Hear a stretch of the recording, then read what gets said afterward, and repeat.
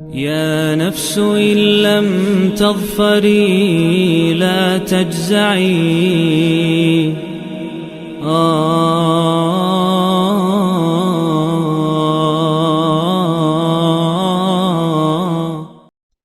اعوذ باللہ من الشیطان الرجیم بسم اللہ الرحمن الرحیم۔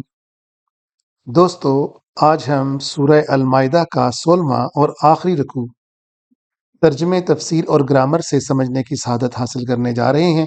یہ اتنا زبردست رکوع ہے جس میں حضرت عیسیٰ علیہ السلام ایک بندے کی نمائندگی کرتے ہوئے اس کی عاجزی بیان کر رہے ہیں اور اللہ تعالیٰ کی حمد بیان کر رہے ہیں اور ان کی طاقت کا اظہار کر رہے ہیں۔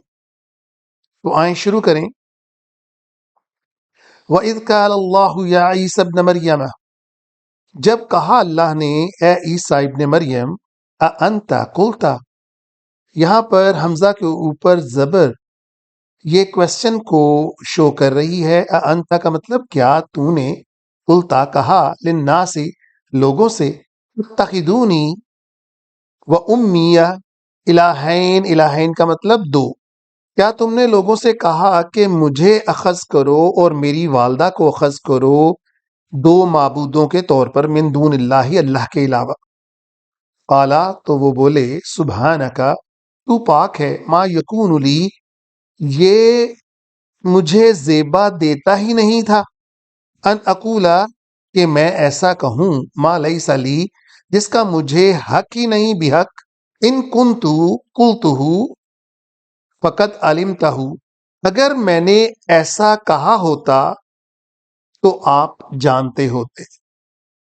یعنی حضرت عیسیٰ علیہ السلام اللہ تعالیٰ سے مخاطب ہوتے ہوئے کہہ رہے ہیں، جب اللہ تعالیٰ ان سے پوچھیں گے کہ کیا تو نے ایسا کہا، تو وہ آگے سے کہتے ہیں اگر میں نے ایسا کہا ہوتا تو آپ جانتے ہوتے۔ تعلم ما فی نفسی، آپ جانتے ہیں جو میرے دل کے اندر ہے، ولا اعلم، لیکن میں نہیں جانتا، ما فی نفسک، جو تیرے علم کے اندر ہے، یعنی جو تو سوچتا ہے مجھے اس کا علم نہیں، کسی کو بھی نہیں۔ انک انت علام الغیوب، اور آپ تو غیوب کے جاننے والے ہیں، آپ تو غیب کی خبر رکھنے والے ہیں۔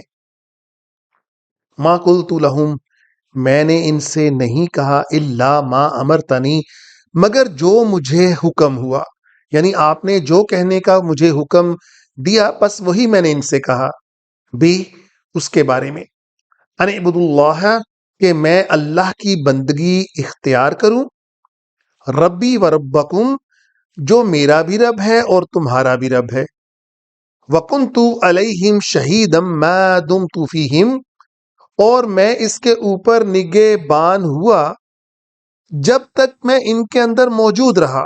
دمت کا مطلب ہوتا ہے موجود رہنا۔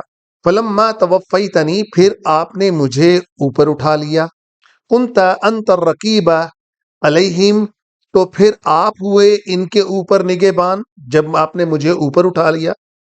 وانت علی کل شیء شہید، اور آپ تو ہیں تمام چیزوں کے اوپر گواہ، ان کے نگہبان۔ ان تعذبہم، اگر آپ انہیں عذاب دیتے ہیں، فإنہم عبادک، تو یہ تیرے بندے ہیں، وَإِن تغفر لہم، اور اگر آپ انہیں چھوڑتے ہیں، فإنک انت العزیز الحکیم، تو آپ غالب ہیں، آپ حکمت رکھنے والے ہیں۔ دوستو، ان آیتوں کے اوپر حضور صلی اللہ تعالی وسلم نے فرمایا، حضرت ابن عباس سے روایت ہے، قیامت والے دن جب لوگوں کو جہنم اور جنت کے اندر بھیجا جا رہا ہوگا تو کچھ لوگوں کو جہنم میں جانے کے لیے کہا جائے گا اور ان کو بائیں طرف کھڑا کیا جائے گا۔ تو حضور صلی اللہ تعالی وسلم اللہ تعالیٰ سے ارشاد فرمائیں گے کہ یہ تو میری امت میں سے ہیں، تو یا اللہ آپ ان کو جہنم میں مت پھینکیں۔ تو اللہ نے کہا یہ تیرے بندے نہیں ہیں، کیونکہ جب تو میری طرف آ گیا، یعنی جب تجھے موت آ گئی، تو تیرے پیچھے انہوں نے دین کے اندر نئی نئی چیزوں کا اختراع کیا اور نئی نئی چیزیں ڈالی، یعنی ان کا حلیہ بگاڑنے کی ان لوگوں نے کوشش کی۔ تو پھر اللہ کے نبی بالکل یہی جواب دیں گے جو حضرت عیسیٰ علیہ السلام نے اللہ کو دیا کہ یہ تیرے بندے ہیں، تو اگر ان کو عذاب دیتا ہے تو تو جانے، اور اگر ان کو معاف کرتا ہے تب بھی تیری حکمت ہے، تب بھی تو غالب ہے، تجھے پوچھنے والا کون ہے یا اللہ؟ قال اللہ ھذا یوم ینفع، تو اللہ تعالیٰ فرمائیں گے یہ والا دن جو ہے یہ نفع کا دن ہے، کن کے لیے؟ الصادقین، صادق لوگوں کے لیے۔ کس کی وجہ سے؟ صدقہم، ان کی صداقت کی وجہ سے۔ تو پھر بدلہ کیا ملے گا؟ لہم جنات تجری من تحتها الانہار، تو ان کو وہ والی جنت دی جائے گی جس کے نیچے نہریں بہتی ہیں، خالدین فیہا ابدا، جس کے اندر وہ ہمیشہ ہمیشہ رہیں گے۔ رضی اللہ عنہم، اللہ ان سے راضی ہوا، ورضوا عنہ، تو وہ راضی کس سے ہوں گے؟ وہ ڈیفینیٹلی پھر اللہ تعالیٰ کی دی ہوئی عنایات سے راضی ہوں گے۔ ذالک الفوز العظیم، اور یہ بہت بہت بڑی کامیابی ہے، بہت بڑی سکسیس ہے۔ للہ ما فی السماوات والارض، اور اللہ ہی کے لیے ہے جو کچھ آسمانوں کے اندر ہے اور جو اس زمین کے اندر ہے، وما فیہن، اور جو ان کے اندر ہے، وہو علی کل شیء قدیر، اور وہ تمام اشیاء کے اوپر قدرت رکھنے والے ہیں۔ تو دوستو آج ہماری سورہ المائدہ اختتام کو پہنچی، تو اب ہم انشاءاللہ نیکسٹ جو ہے وہ سورت وہ شروع کریں گے۔ تو اللہ تعالی ہمیں اس کے لیے توفیق اور ہمت عطا فرمائے۔ وآخر الدعوانا الحمدللہ رب العالمین۔ يا نفس إن لم تظفري لا تجزعي